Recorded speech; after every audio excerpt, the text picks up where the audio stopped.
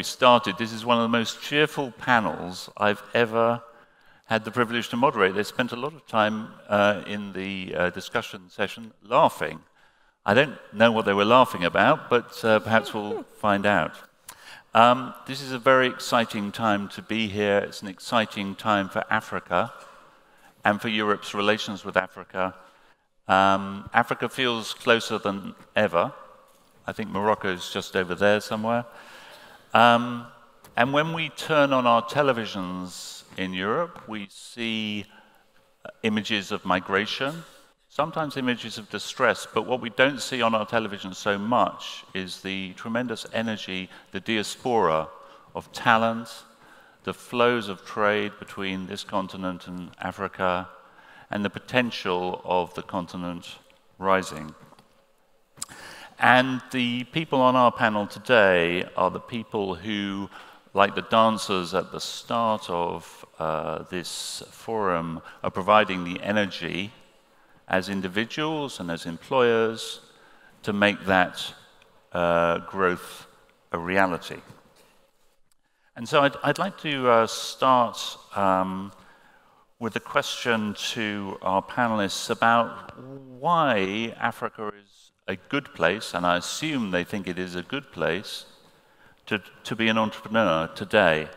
I'm going to start with Khadija Idrissi Janati, herself a very successful entrepreneur and the founder of iAfrica, a network of African entrepreneurs. Khadija, why is Africa a good place to be an entrepreneur? Well, thank you, first of all, for having me for this panel. Thank you for the opportunity of speaking up in the name of the entrepreneurs of Africa. To answer your question, I would say that for me today, Africa is one of the best places for entrepreneurs. In order to start a business or to expand a business, I think that each entrepreneur would look for three major things, which are, first of all, opportunity. Africa's economy is today in a big transformation. Every country is looking for new economic models and new economic perspectives, and this is a wide opportunity for any entrepreneur that would like to expand or create a new business. The second point is visibility. Africa is attracting today the attention of the media and the attention of let's say, people from other regions of the world, which gives a good opportunity for any entrepreneur to come to the front of the scene, be seen, and be, let's say, to get known and make the activity known. The third point is technology. Africa is today more than a technology consumer. It's becoming a technology generator. And for me, these are the three main things that any entrepreneur would look for in order to invest. Unfortunately, this is not the first thing that we see about Africa when we stick to the old, outdated narrative that has been told about the continent. But if we get rid of this, we would be able to notice that the continent is presenting today a very good opportunity for any entrepreneur to start or develop a business. Okay, thank you very much, Khadija. I'll ask the same question of Tunde Kehinde, one of Africa's most successful entrepreneurs, the co-founder of Lydia, a digital platform for financing for small businesses operating in Nigeria, although I believe he also has an office in Portugal. And a seasoned entrepreneur, a co-founder of Jumia Nigeria, the e-commerce platform, and sometimes known as the Jeff Bezos of Africa. I wouldn't mind being called the Jeff Bezos of Africa. So Tunde, tell us, why have you had success, and why is Africa the right place to be now for an entrepreneur? Thank you, and thank you for the question, and thanks to the organizers for having us here today. So for us, when we think about opportunity, the framework that we go through is, one, around the size of the addressable market, so how big is the opportunity? We think through the team and talent, and then we also think through timing. So is now the right time to be in a particular market? So on the first one around addressable market, so to your point, you're now beginning to see more and more examples and case studies of large businesses coming out of Africa because of the size of the markets that they're going into. So you referenced Jumia. Jumia just went public, one of the, if not the first African business technology-enabled to go public on the New York Stock Exchange, and to go from not existing and within 7 years to go public and to be valued at close to $4 billion shows that not only is the narrative where technology can change and enable a big industry, retail, true, but also you can have an exit as a private investor. So that's one. And for us, we focus on lending to small businesses. And in our primary market, which is Nigeria, the gap for small business lending is close to $100 billion. So it just shows you that the addressable market size is true and it's real. The second point for us is around team and talent. So it goes, I think the stats are obvious, close to 1 billion people across the African continent. And a lot of those people are young people.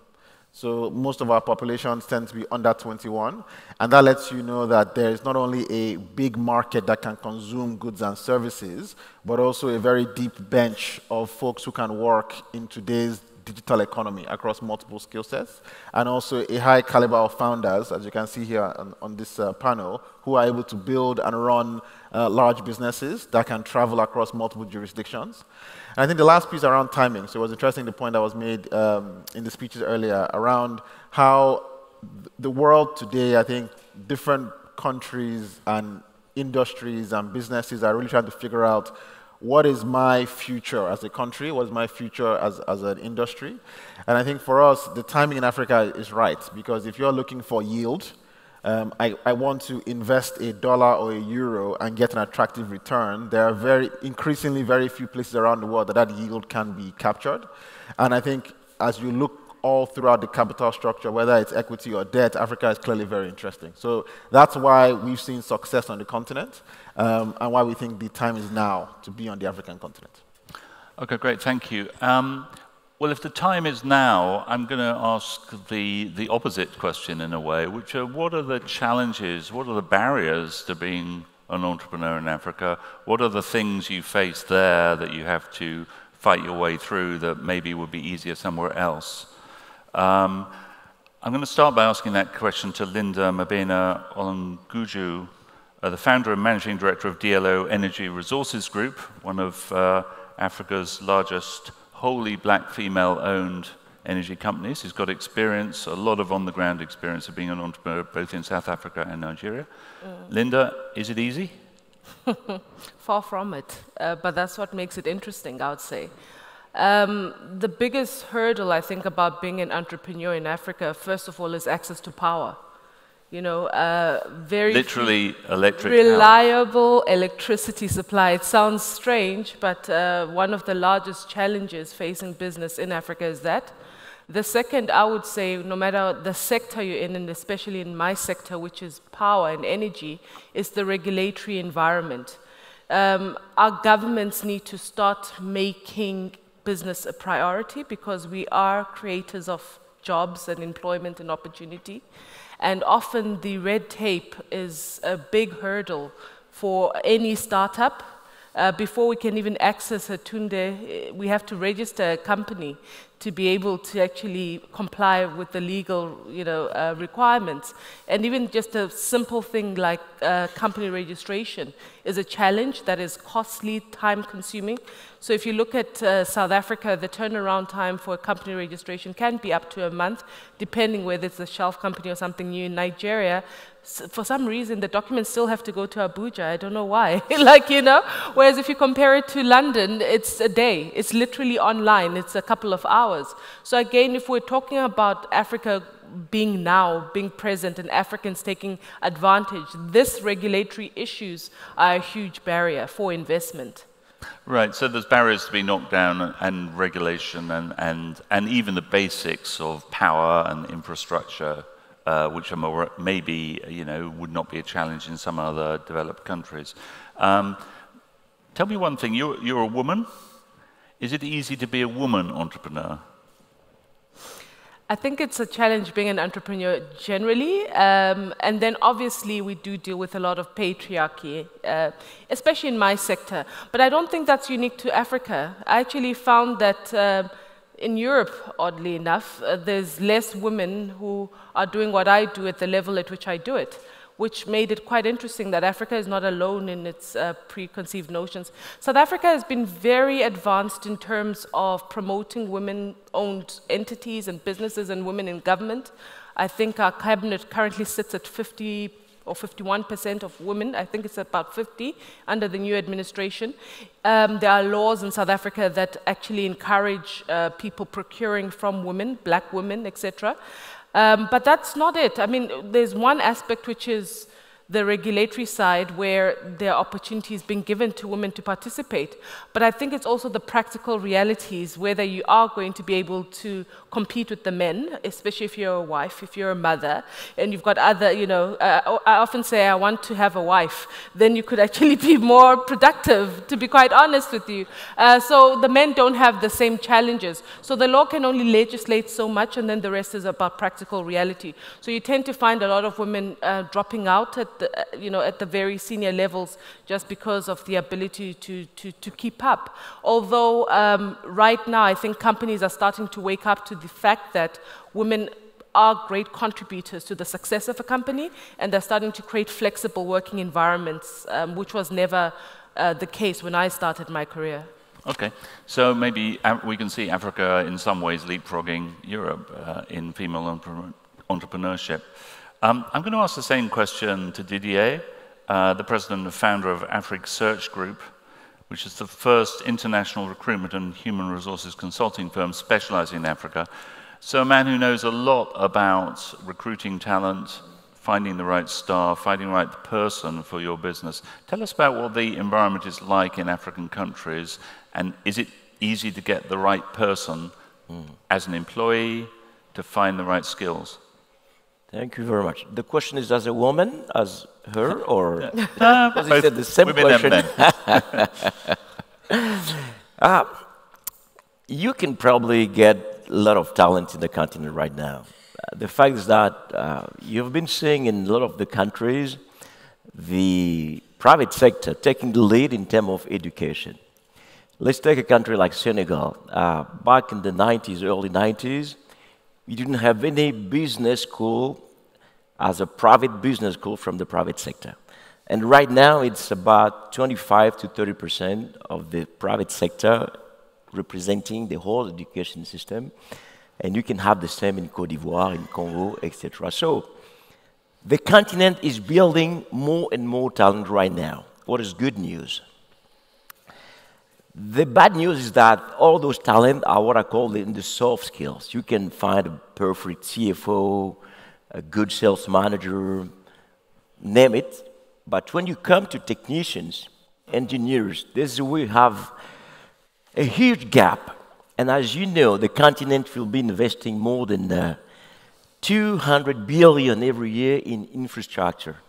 So how do you make this happen? You cannot find a good electrician, a good computer science programmer, etc. So the gap is really in the technical fields where we struggle to find the right talents.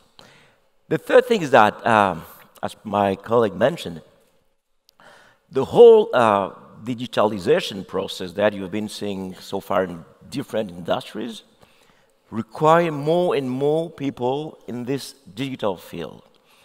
And when you look at all industries, you cannot avoid today any transformation process where you're plugging into the transformation process some digital, some computer science, etc. So we need to have a more probably strategic vision in where do we need to invest our money in the education system to produce the right talent that we need. So basically my question is, my answer is, we have enough talent, we need more talent in the technician field. Okay, just to follow up on that, we've been talking about the theme of the diaspora and the relations between the two continents, Africa and Europe. Now I imagine that, and you can correct me, that if you are a highly educated African, you saw potential in moving outside Africa to do business, moving to the States, moving to Europe, more developed markets. So for anybody on the panel, is the diaspora still a brain drain issue, or are people, the right talented Africans, coming to see Africa as the place to start a business, to work in a business? Tunde. So I think the answer to that question is it depends, and I'll tell you what I mean. So in our industry, where we do lending to small businesses, and in finance, it's a scale game. We have to get big. Because the bigger you are, the cheaper your cost of funds. The cheaper your cost of funds, the more value you can give to your customers. And kind of tied to the question you asked earlier, a big challenge that we see regarding expanding across the African continent is the framework is tough to be a Pan-African business, meaning you're dealing with 54 different countries, different jurisdictions, languages, currencies, in addition to being in the financial services sector where there are different regulations per country. And so if you're looking to go across multiple markets, it becomes very complicated very quickly. And so for us, we've taken an approach to say, look, we are going to be in the biggest markets in the region. So we're in Nigeria now. But the next countries that we're expanding into are in Europe. So we're actually expanding into Eastern Europe. And the rationale for that is we see large SME credit gaps, easier access to data given PSD2 and open banking, and also a great source of talent for us.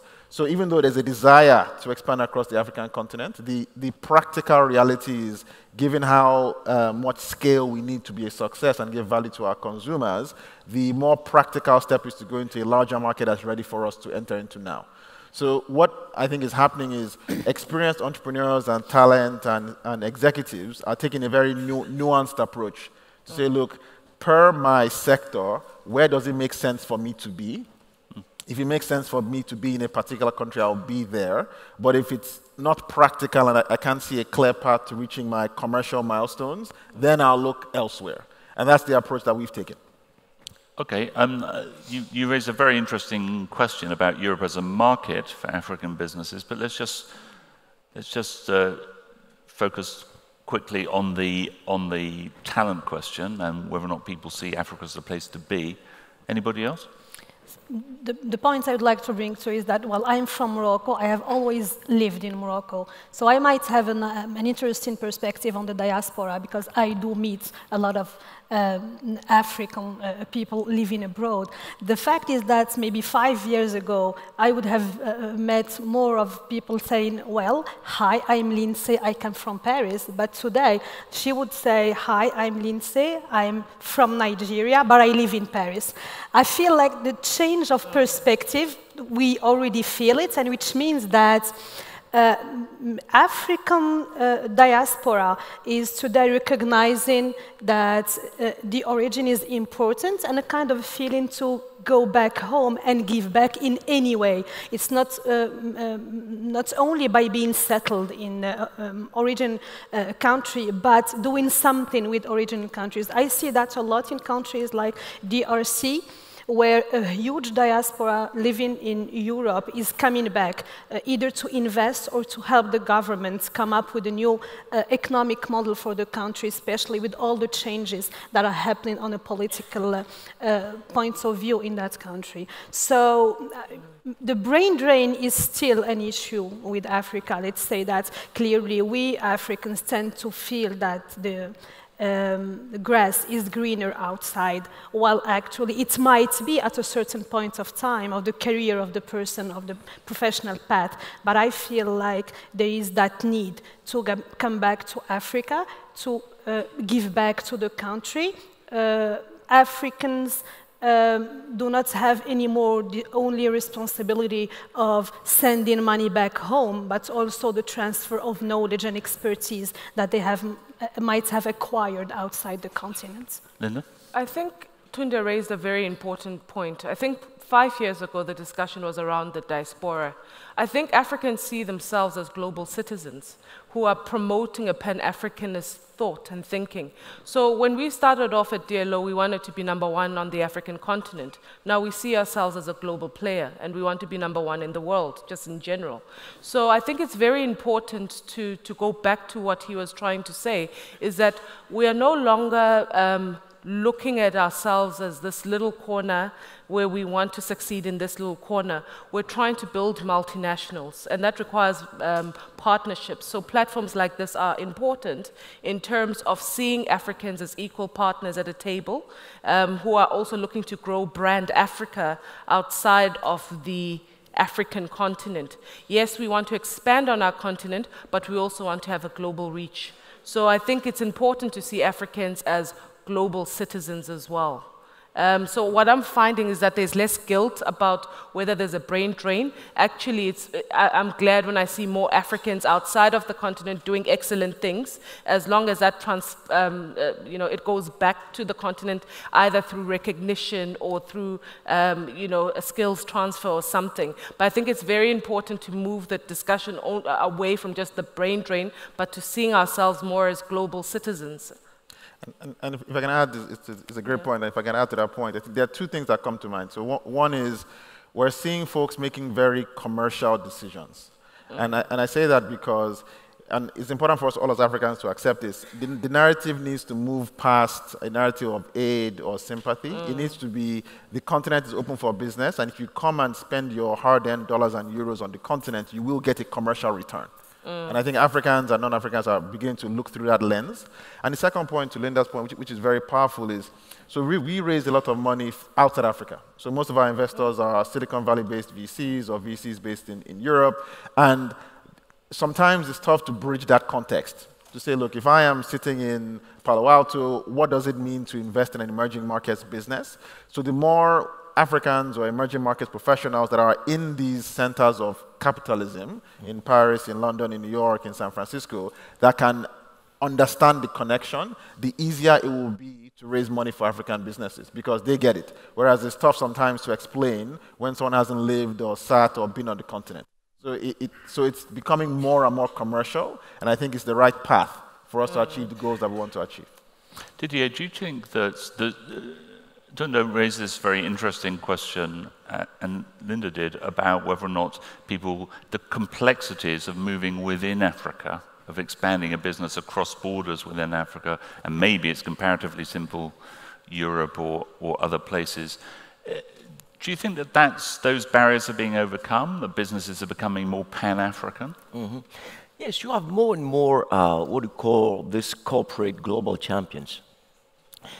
When you look at the banking sector, for instance, you have banks like EcoBank, of course, who historically was one of the champions. But you have more and more banks from Morocco who've been expanding into sub-Saharan Africa, becoming global champions, as well as in the telco industry. And the good news is that next week in Niamey, in Niger, you have the African Union Summit, where they should celebrate the new African continental they call this lake in French, but basically you're going to have this common market, the continental level, where you can have free movement of goods and people. So that's good news. Of course, you have a couple of barriers that we need to overcome, but what we notice is that more and more, based on the fact that the regional economic communities, the REC so far, have been trying to facilitate the emergence of these regional champions, we see less and less barriers on the paper. And the other good news is that as Africans, of course, in ECOWAS, the West African Regional Economic Community with 16 countries, you can travel with your ID or your passport with no visa, so that is quite easy. But my point is that with the continental free zone in Africa, clearly you have free movement of people more and more, like from central to west to east to southern Africa, and that definitely can be a game changer in how we're going to be doing business in Africa as Africans and with the others. And the second point, to come back to your question regarding the diaspora, I think we're starting to move from this brain drain to the brain gain. And I've been in this business, recruiting business, for the last 25 years. I have seen massive movement of Africans willing to go back to Africa and work in Africa. Of course, the Africa Rising narrative is there as well to encourage those people. But again, you see more and more Africans from the diaspora coming together as whether investment clubs or investment partners. And even in Paris right now, we're putting up this diaspora fund that will support people from the diaspora willing to invest in Africa in return. So the brain gain is a reality, and the movement of people around the continent will make things much easier than it used to be back in the days. Okay, thank you. I'm going to ask one question from the audience, which has come up on my screen. And it's addressed to Tunde about, but it relates, I think, to what you mentioned earlier, the financing gap. It says, do you think that Lydia is operating a segment of the market the traditional banks are shying away from? I'd like you and maybe someone else on the panel before we wrap up just to address that question. What is the financing gap? Is it equity? Is it debt? Is it just money? Is it the view that these are high-risk investments in Africa? What's the problem? Yeah. So it's in terms of, it's all of the above, equity and debt. I mean, to give you some stats, for emerging markets overall, just for small businesses, the credit gap is $5 trillion, just for small businesses in emerging markets. And the challenge that we've seen is, for most traditional lenders, it's tough to lend to a small business anywhere in the world because the amounts that most small businesses want tend to be too small for banks to make money, and they won't have the traditional pieces of information that banks look for: collateral, audited financials, projection. So with Lydia, for us, it's as simple as emailing us a bank statement. And within one day, we will come back to you with a loan offer with risk-adjusted pricing, and you can accept and have it disbursed all in one day. And we actually partner with banks. So we partner with banks, payment companies, consumer goods businesses to say, look, let's together get credit into your value chain. And we deliberately pick small businesses because they tend to create the most jobs and they have big impacts in their local communities. So what's happening and what's clear is to solve this financing gap around the world, it'll be impossible to say only one member of the value chain can solve it. It won't be just the banks, just the fintech companies, just the alternative lenders. It's going to be everyone. And if we partner together, we can more or less, as the saying was mentioned, it's better to go together than to go alone. And that's been our approach to doing it. Okay. Now, this is a frustrating moment in the best way, which is that we've raised a lot of really fascinating issues here, and we could talk about it for a very long time, but we're not allowed to.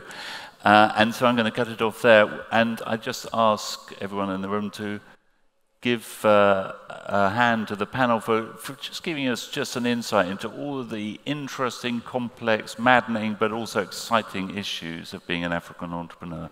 Thank you. Thank you.